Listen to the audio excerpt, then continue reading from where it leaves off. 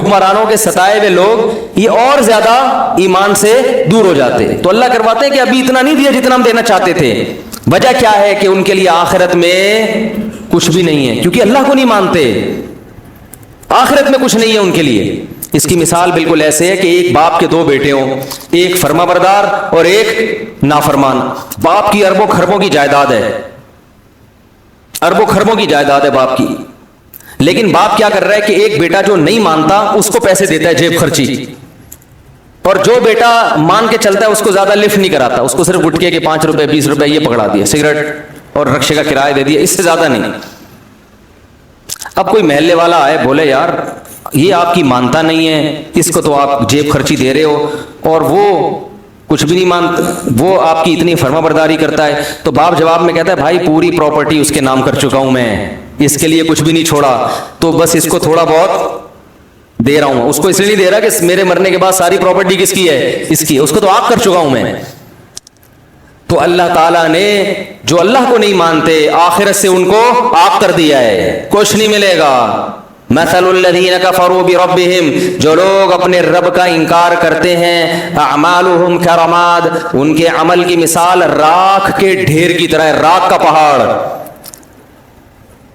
بجری کی ریت تھوڑی سی بھی ہونا وزن ہوگا, اور راکھ کا پورا پہاڑ ہو پھونک مارو اڑ جائے گا. تو دیکھنے میں بہت ہے, وزن میں زیرو. تو غیر مسلم کا عمل یا اس کی اچھائی دیکھنے میں بہت اچھی ہوتی ہے, اتنے ٹرسٹ چلا رہے ہیں, کتنے اچھے اخلاق سے بات کرتے ہیں, ہر بات سے پہلے بھی تھینک یو اور بات کے آخر میں بھی تھینک یو, ایکسکیوز کیے بغیر کوئی بات کرتے نہیں ہیں, پلیز کے بغیر بات کرنے کا رواج ہے ہی نہیں. ہمارے ہاں بات کے سے پہلے بھی احتیاطاً گالی اور درمیان میں بھی گالی, اور بات ختم کرنے کے بعد ایک ٹھڈا اور اس کے بعد احتیاطاً ایک گالی. اگر کوئی بڑا آفیسر بات کر رہا ہو نا, پولیس والا بات کر رہا ہو, یہی ہوتا ہے نا. تو کتنے اچھے اخلاق, تھینک یو, اور ہر بات میں تھوڑا سا باہر بھی سفر ہوا ہے نا, واقعی اخلاق کم از کم بات کرنے کی تمیز ہے, اور ہمارے یہاں پبلک کو بات کرنے کی تمیز نہیں. ایئر لائن میں پتہ چل جاتا ہے, جہازوں میں سفر کرو نا, کسی غیر مسلم ملک کا جہاز ہوگا, عجیب ہی ہے, بٹن دباؤ سارے کام ہو رہے ہیں. اپنے ملک کے جہاز میں بیٹھو, بٹن دباؤ کوئی بندہ ہی نہیں آتا, آئے گا تو بھول جائے گا. میں نے بٹن دبایا, پانی منگوایا, میں نے لیا بھائی پانی, کہہ رہا اچھا, پھر آیا ہی نہیں. کراچی جب میں اترنے لگا اس نے کہا مجھے یاد ہے آپ نے پانی منگوایا تھا, میں ذرا بھول گیا. ہم نے کہا کوئی بات نہیں, کیا بگاڑ سکتے ہیں بھائی, کیا بگاڑ سکتے. تو لیکن اللہ کیا کہہ رہا ہے, اعمالہم کرماد, راکھ کے ڈھیر, کیونکہ ایک جرم اتنا بڑا انہوں نے کر لیا کہ اس جرم کا وزن ان کی نیکیوں کو کھا جائے گا. جیسے گھر میں بچے ہوں, بیٹا باپ کی نافرمانی کرتا ہو, مانتا نہیں ہو, لیکن مانتا ہو کہ ابا بہرحال میرا یہی ہے. دوسرا بیٹا بڑا فرما بردار ہے, لیکن جب اس سے پوچھو کہ ابا کی ماننی چاہیے کہ ماننی تو نہیں چاہیے, میں تو ویسے ہی مان رہا ہوں, یہ ابا میرا ہے, پہلے تو ڈی این اے سے ثابت تو کرو میرا ابا بھی ہے. تو وہ نافرمان سے ابا پھر بھی محبت کرے گا, اور جو ابا کے ابا ہونے کا انکار کر دے اس کو کہے گا بھائی تو بہت اچھا ہوگا گھر سے باہر, یہاں نہیں ہے تو جا کسی اور سے مانگ جا کے, باپ تو مانو نا مجھے پہلے. تو اللہ کہتے ہیں مجھے تو مانتے ہی نہیں ہے, ان کی اسمبلیوں میں میرا نام نہیں لیا جاتا کہ اللہ کی کیا قانون ہے, اور نہ یہ مانتے ہیں کہ میں بنانے والا ہوں, اور اگر کوئی مانتا ہے کہ بنانے والا تو پھر میری کچھ ماننے کے لیے تیار نہیں. مسلمان کم از کم گناہ کرتا بھی ہے تو اس کے سامنے روتا بھی تو ہے نا کہ غلطی ہو گئی معاف کر دے, یہ تو روتے بھی نہیں ہیں, روتے بھی نہیں, اکڑتے ہیں, بحث کرتے ہیں. اس لیے ایمان سب سے بڑی نعمت ہے. تو 950 سال اللہ انتظار کرتے رہے کہ کسی ایک کافر کے دل میں بھی ذرا سی لچک ہے, اللہ کو پتا تھا یہ آئے گا آئے گا, آ گیا. جب وہ آخری شخص آیا ہے اللہ نے کہا اب کوئی مزید نہیں آئے گا. اب ان کو زندہ رکھنے کا نقصان یہ ہے, ولا یلدوا الا فاجرا کفارا, یہ ایسی اولادیں پیدا کریں گی جو جہنم کی آگ کا ایندھن بنیں گی. ایسی اولادیں پیدا کرنے کے لیے ان کو دنیا میں چھوڑنا مناسب, ان کو دنیا میں چھوڑنا یہ انسانیت پہ رحم نہیں ہے. ان کی اولادیں بھی ایسے ہی نکلیں گی. تو کیسا اللہ نے ایمان کی قدر کی, اور یہی نبی صلی اللہ علیہ وسلم کو بھی حکم دیا. جب مشرکین نے کچھ صحابہ کو لے جا کے قتل کر دیا نا, آپ صلی اللہ علیہ وسلم بہت غضبناک ہوئے, اور کچھ قبیلوں کے لیے آپ صلی اللہ علیہ وسلم بد دعائیں مانگنے لگے ہیں, فجر کی نماز میں قنوت نازلہ پڑھنے لگے.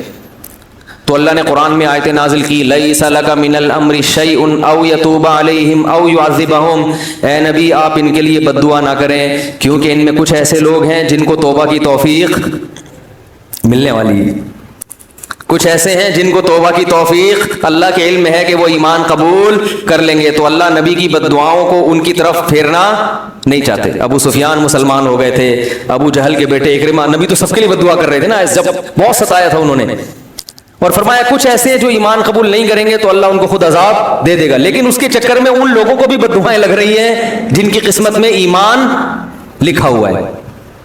تو ایمان اتنی بڑی نعمت ہے، اتنی بڑی نعمت، تو 40 45 یا 50 لوگ ایمان لائے، اور جب وہ آخری شخص ایمان لایا ہے اللہ نے کہا اے نوح اب یہ لوگ ایمان نہیں لائیں گے، لن یؤمن من قومک الا من قد آمن فلا تبتئس بما كانوا يفعلون، اب کروں کیا ہے اللہ میں؟ نوح علیہ السلام کو اللہ نے حکم دیا، پیغمبر کو خود نہیں پتا ہوتا کہ اب ہوگا کیا، ہر چیز اللہ سے پوچھ رہے ہیں، غیب کا علم نہیں ہوتا۔ اللہ نے کہا وَاصْنَعِ الْفُلْكَ، کشتی بنا۔ صناعت عمل کا لفظ نہیں ہے، صنعت کہتے ہیں بڑی محنت سے، کاریگری سے کوئی چیز بنانا، کشتی بنا، بِأَعْيُنِنَا، ہماری نظروں کے سامنے، ہماری آنکھوں کے سامنے، یعنی بالکل ہماری نگرانی میں ہم بتائیں گے کون سا پھٹا کہاں جوڑنا، کیونکہ نوح علیہ السلام کو کشتی بنانا تھوڑی جانتے تھے، ہم بتائیں گے کون سی کیل کہاں ٹھوکنی ہے، کتنا بڑا پھٹا لانا ہے، اس کا سائز کتنا ہوگا، کیونکہ ہمیں پتا ہے کہ کیسا پانی آنے والا ہے۔ وَوَحْيِنَا وَلَا تُخَاطِبْنِي فِي الَّذِينَ ظَلَمُوا، اور اب ان ظالموں کے بارے میں مجھ سے کلام بھی مت کرنا، ایسا نہ ہو کہ آپ کو ان پہ ترس آنا شروع ہو جائے اور آپ کہیں کہ اللہ مزید مہلت دے دو، آپ کو اب ان کے حق میں دعا کرنے کی اجازت نہیں ہے۔ انہم مغرقون، یہ سب کے سب غرق ہوں گے، اور اللہ نے ان کے غرق ہونے کا فیصلہ کر لیا ہے۔ یہ واقعہ تو قرآن میں بھی ہے، اس کو یہودی بھی مانتے ہیں اور اس کو عیسائی۔ دنیا میں اتنا بڑا واقعہ ہوا تھا کہ تمام آسمانی کتابیں یا کوئی ایسی تاریخی ورق جو اس زمانے سے چلا آ رہا ہے، ان تمام کتابوں میں، صحیفوں میں یہ واقعہ موجود ہے۔ آج بھی تورات میں بھی ہے اور انجیل میں بھی ہے، تھوڑی سی انہوں نے تبدیلی تو کر لی، مگر اس طوفان کا اور اس بارش کا اور پوری دنیا کے انسانوں کا تباہ ہونا یہ تمام کتابوں میں لکھا ہوا ہے۔ تو اللہ نے فرمایا وَيَصْنَعُ الْفُلْكَ، نوح علیہ السلام کشتی تیار کر رہے تھے، وَكُلَّمَا مَرَّ عَلَيْهِ مَلَأٌ مِّن قَوْمِهِ، جب بھی قوم کے وڈیرے اور سردار لوگ گزرتے، سخروا منہ، مذاق اڑاتے کہ پانی دور دور تک نہیں ہے، نہ کوئی دریا ہے، کشتیاں تیار بھی ہوتی ہیں تو دریا کے کنارے تاکہ وہیں دھکا دے کے پانی میں لے جائیں، یہ تو دور تک نہ کوئی دریا ہے نہ بارش ہے، اور بارش بھی ہوتی ہے تو اتنا پانی تھوڑی ہوتا ہے کہ کشتیاں تیار کرنی پڑیں، تو مذاق اڑانے لگے۔ قال ان تسخروا منا، نوح علیہ السلام نے کہا اگر آج تم ہمارا مذاق اڑا رہے ہو، فإنا نسخر منکم، ان قریب ہم تمہارا مذاق اڑائیں گے، کہ کیسی تمہیں دعوت دی، کس رب کی طرف بلایا، دلائل کے انبار لگا دیے مگر ماننے کے لیے تیار نہیں۔ کما تسخرون، جیسے تم مذاق اڑا رہے ہو، ان قریب ہم تمہارا مذاق اڑائیں گے۔ فسوف تعلمون، ان قریب تمہیں پتہ چل جائے گا، من یاتیہ عذاب یخزیہ، کون ہے جس پر ذلیل کرنے والا عذاب آئے گا اور ہمیشگی کا عذاب کس پر آنے والا ہے۔ حتی اذا جاء امرنا، قرآن کہتا ہے یہاں تک کہ جب ہمارا حکم آ پہنچا، کشتیاں تیار ہو رہی ہو، کشتی تیار ہو رہی ہے، جب بن کے مکمل ہو گئی، اللہ فرماتے ہیں وفارت تنور، اور زمین کی دراڑوں سے پانی نکلنا شروع، زمین کے جو سوتے ہوتے ہیں نا جہاں بھی، اس سے پانی نکلنا شروع۔ قرآن نے ایک جگہ آتا ہے کہ ہم نے آسمان کے بند بھی کھول دیے اور زمین کے بند بھی، زمین سے بھی پانی نکلنا شروع اور آسمان سے بھی پانی، بہت تیز پانی برسنا شروع۔ قُلْ احْمِلْ فِيهَا مِنْ كُلٍّ زَوْجَيْنِ، ہم نے نوح سے کہا کہ ہر جانور کی قسم میں 2 جوڑے لے لو، نر اور مادہ، کیونکہ جانور بھی ہلاک ہو جاتے ہیں ظاہر ہے انسان کے ساتھ، ہر جانور جس کو بھی زمین میں رہنا ہے اس سے ایک من کلن، ہر قسم کے جانور جو بھی پانی میں رہنے والے نہیں ہیں ان تمام جانوروں میں سے ایک جوڑا آپ رکھ لیں، وَأَهْلَكَ، اور اپنے رشتہ داروں کو بھی اس میں سوار کر لیں، إِلَّا مَنْ سَبَقَ عَلَيْهِ الْقَوْلُ، ہاں جس کے مقدر میں ہلاکت ہے وہ آپ کے ساتھ کشتی میں سوار نہیں ہوگا۔ وَمَا آمَنَ مَعَهُ إِلَّا قَلِيلٌ، اللہ فرماتے ہیں نوح کے ساتھ ایمان والے بہت تھوڑے لوگ تھے، بہت تھوڑے جو اس کشتی میں سوار ہوئے۔ وَقَالَ ارْكَبُوا فِيهَا، جب سوار ہو گئے تو اللہ نے فرمایا ارْكَبُوا فِيهَا، اس کشتی میں سوار ہو جاؤ, بسم اللہ مجریہا, اللہ کے نام سے اس کا چلنا ہے, وہ مرساہا, اور اللہ کے نام سے اس کا ٹھہرنا ہے. کشتی میں سوار ہونے کی دعا بھی یہی ہے کہ اللہ کے نام سے چلے گی اور اللہ کے نام سے ٹھہرے گی. ان ربی لغفور الرحیم, اور یہ کہو کہ میرا رب بہت مغفرت کرنے والا اور اپنے بندوں پر بہت رحم کرنے والا ہے. وہی تجری بہم فی موج, اللہ فرماتے ہیں وہ کشتی ایک موج کی طرح چل رہی تھی.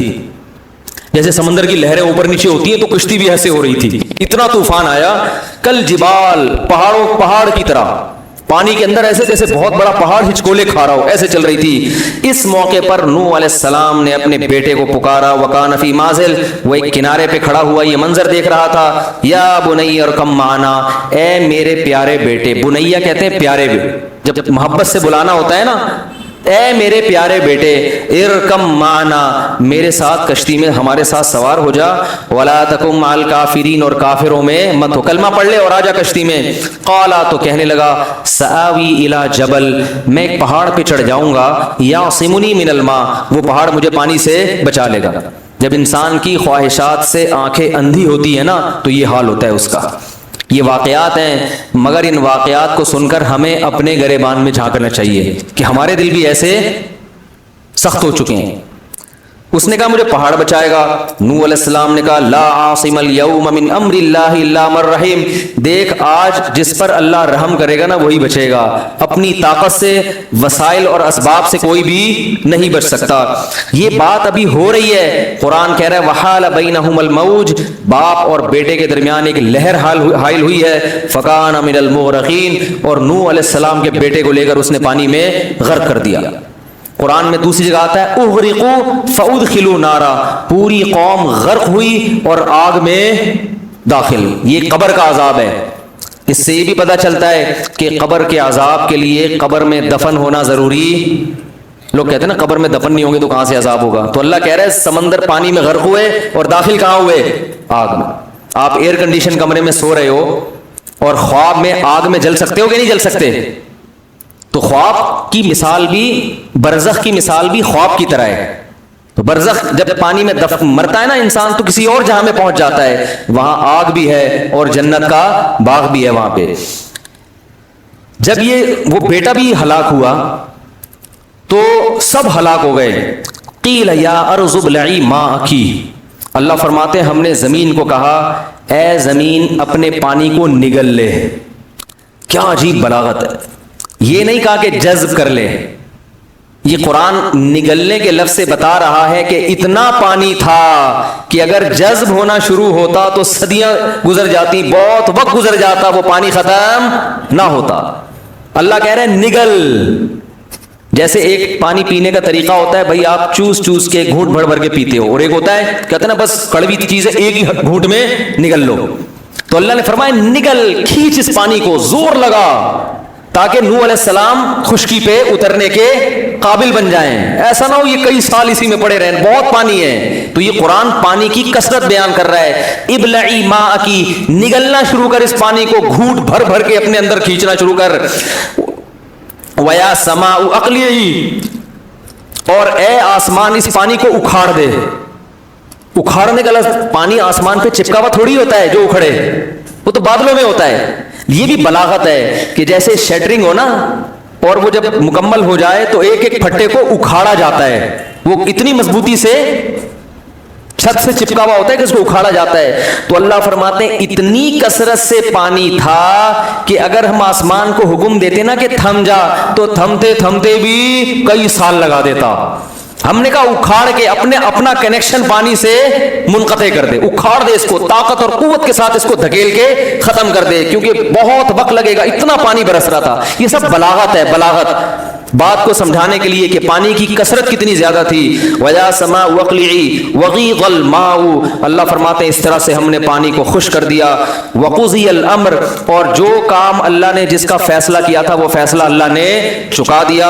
وَاسْتَوَتْ عَلَى الْجُودِي, اور جودی ایک پہاڑ تھا جہاں نوح علیہ السلام کی کشتی ٹھہر گئی. وَقِيلَ بُعْدًا لِلْقَوْمِ الظَّالِمِينَ, اور اللہ کی طرف سے کہا گیا لعنت ہو ان ظالموں پر جنہوں نے 950 سال پیغمبر کی بات پہ کان بولو بھائی نہیں دھرے. دیکھو اس سے ہمیں کیا سبق ملتا ہے. آج پیغمبر کے بعد پیغمبر کے وارث کون ہیں؟ उलमा, हदीस में आता है उलमा वरसतुल अंबिया। तो याद रखो, जैसे पैगंबर की दावत को ठुकराना हल्का नहीं है, इसी तरह पैगंबर का जो बरहक वारिस होगा, वो अगर आपको कोई हक बात बता रहा है, अल्लाह की तरफ बुला रहा है, उसकी दावत को ठुकराने को भी हल्का मत समझा करो। लोग कहते हैं मौलवियों ने, मौलवी कहते हैं सूद हराम है, बैंक की जॉब छोड़ दो, बहनों को विरासत दे दो, और जनाब क्या है वो, ये जो है वही वो कह रहा है, इशारा कर रहा है वहां से, ये बच्चा कह रहा है, ये मुझे सिखा रहा है कि क्या, ये 4 शादियां करो, तो वो 4 ना भी करो, तलाक याफ्ता बेवा औरतों को सहारा दो, ठीक है ना। और क्या है, ओल्ड होम में माँ बाप को जमा मत कराओ, शराब मत पियो, और हिम्मत के साथ दाढ़ियां भी रख लो यार। अल्लाह के नबी का हुक्म है आफुल लिहा, ज्यादा डर होता है लोग भागी ना जाए, इसलिए मैं ज्यादा इस मौजू को छेड़ता नहीं हूं। तो ये सारे अहकामात हैं, तो ये मौलवी की अपनी दावत नहीं है, वो पैगंबर की दावत को आप तक ट्रांसफर कर रहा है, तो इसको ठुकराने को भी हल्का मत समझ। अगर अमल नहीं हो रहा, गिड़गिड़ाओ अल्लाह के सामने, अल्लाह तौफीक दे, मगर दावत को ठुकराना बड़ा खतरनाक है। अल्लाह ये नहीं कहेगा कि मौलवी साहब ने ये कहा था, अल्लाह कहेगा, आप भी कह सकते हैं मौलवी तो हमारी तरह का आदमी है, हम क्यों इसको क्यों माने हम। तो यही बात तो लोग पैगंबरों के साथ करते हैं, हमारी तरह के इंसान हैं। तो भाई पैगंबर ने क्या कहा, दावत देखो मेरी दावत क्या दे रहा हूं, और पैगंबर तो कम से कम इतना एहतमाम था कि पैगंबर जो दावत दे रहे हैं उसकी मुखालफत नहीं, लेकिन उलमा में इस बात का इम्कान है कि जिस चीज की तरफ दावत दे रहे हो उस पर अमल ना कर रहे हो, इसका इम्कान है, क्योंकि अल्लाह ने पैगंबरों की हिफाजत का वादा किया है, हर मौलाना की हिफाजत का अल्लाह ने वादा नहीं किया। अलबत्ता उलमा गुमराही पे जमा हो जाए ये नहीं हो सकता, सारे खराब हो जाए ये नहीं हो सकता। तो आपको ये नहीं देखना है कि बुलाने वाले की शख्सियत कौन है, ये देखना है कि बुला किसकी तरफ रहा है, अल्लाह की तरफ बुला रहा है, तो उसकी दावत को ठुकरा नहीं सकते आप। ये तबलीग वाले जो आते हैं ना, दरवाजा बजा के कहते हैं हमारे अंदर दीन आ जाए, तो लोग सबसे हल्की दावत इसको समझते हैं। अल्लाह के तराजू में सबसे भारी दावत ये। आपके घर पोलियो के खतरे वाले भी आते हैं, बच्चों को पोलियो पिलाना है, वो भी दावत देते हैं, आपको नहीं पिलाओगे तो पुलिस आ जाएगी थोड़ी देर में। आपके घर में पेप्सी वाले भी आते होंगे, भाई 4 पेप्सी पर 1 फ्री आजकल पैकेज चल रहा है, बताएं कितनी पेप्सी चाहिए। बर्गर वाले भी आते हैं, पिज़्ज़ा वाले भी, भाई ये देखें ये बर्गर हमारे यहाँ ये प्रोडक्ट है। एक दफ़ा मैंने फ़ोन करके मंगवा लिया था, सिर्फ बर्गर था वो, उसके अंदर 1-2 फॉर्मेलिटी के लिए चिप्स के साशे रखे हुए थे।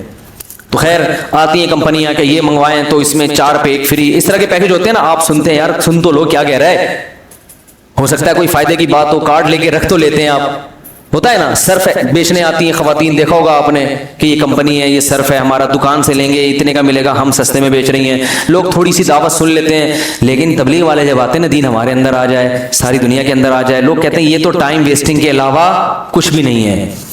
तो भाई ये वो चीज़ है जिसका आखिरत में क्या होगा, पेप्सी का सवाल नहीं होगा। अल्लाह कहेगा कि मेरे लिए कितना टाइम दिया तूने, इसको हल्का मत समझा करो, इस दावत को सुन लिया करो। मेरे वालिद साहब एक बात कहते थे, जिसने हक बात सुनने का अपने अंदर तहम्मुल पैदा कर लिया, इतनी बर्दाश्त पैदा कर ली कि सिर्फ सुन ले, अल्लाह अमल की खुद बखुद तौफीक दे देते हैं उसको। जो बदअमल लोग होते हैं ना, वो सुनना ही गवारा नहीं करते, अरे बंद करो बयान मौलाना साहब क्या लगाया है, वो लगाओ उसको, कोई गाना लगाओ टाइट से, नहीं तो रमजान चल रहा है तो कव्वाली लगा दो, हैं रमजान चल रहा है तो क्या लगा दो, वो एक ही चीज है, वो गाना है, वो कव्वाली, मकसद उसमें भी थरकना, इसमें अलग स्टाइल में थरकना है। इसमें लंबे लंबे बाल होते हैं, मुंह में पान होता है और गोल गोल पेट होते हैं, तोंदे होते हैं, ये अलग जायका है भाई इसका।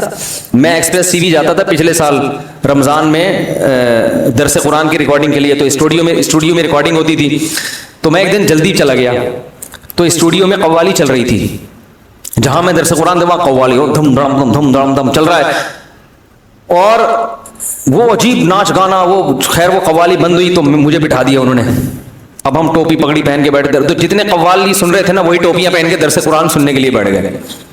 और मैंने कहा ये क्या यार, अभी ये थक रहे थे, अभी कह रहे भाई प्रोग्राम ये चल रहा है, तो सीजन के हिसाब से चलते हैं किसके हिसाब से भाई, प्रोग्राम के हिसाब से चलते हैं। वो सारे सूफी बन के बैठे हुए हैं।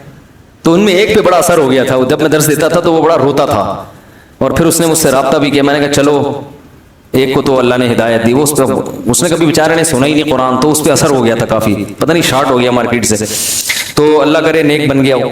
تو سب سے جو بڑی دعوت ہے نا اللہ کی نظر میں وہ دعوت ہے جو لوگوں کو اللہ کی طرف بلائے. ومن احسن قولا ممن دعا الی اللہ, اللہ فرماتے ہیں اس سے اچھی بات کسی کی ہو ہی نہیں سکتی جو لوگوں کو اللہ کی طرف بلائے. بس یہ واقعہ جلدی سے ختم کرتا ہوں میں. تو اللہ نے فرمایا جب وہ پہاڑ پر ٹھہری ہے, ونادا نوح ربہ, نوح علیہ السلام نے اپنے رب کو پکارا. قال ربی ان ابنی من اہلی, اے اللہ میرا بیٹا ہلاک ہو گیا, وہ تو میرا رشتہ دار تھا, میرے اہل میں سے تھا, اور تو نے وعدہ کیا تھا کہ میرے اہل و عیال میں سے کسی کو ہلاک نہیں کرے گا. اللہ نے کہا یا نوح انہ لیس من اہلک, وہ تیرے اہل میں سے نہیں تھا, انہ عمل غیر صالح, اس کا عمل ٹھیک نہیں تھا. اور پھر اللہ نے تنبیہ کی کہ مجھ سے دوبارہ ایسا سوال مت کرنا. نوح علیہ السلام نے اللہ سے استغفار کیا. اس کے بعد اللہ نے کہا یا نوح اہبط بسلام منا. اب پوری زمین میں اس وقت آبادی بھی ظاہر ہے کم ہوگی, اتنی تو نہیں ہوگی جتنی آج ہے, لیکن بہت بڑی خلقت ہلاک ہوئی ہے. تو نوح علیہ السلام اکیلے ان 40-50 آدمیوں کے ساتھ, باقی ساری انسانیت کیا ہو گئی, ہلاک. تو اللہ نے نوح علیہ السلام سے کہا اہبط, اس پہاڑ پہ اتریں آپ.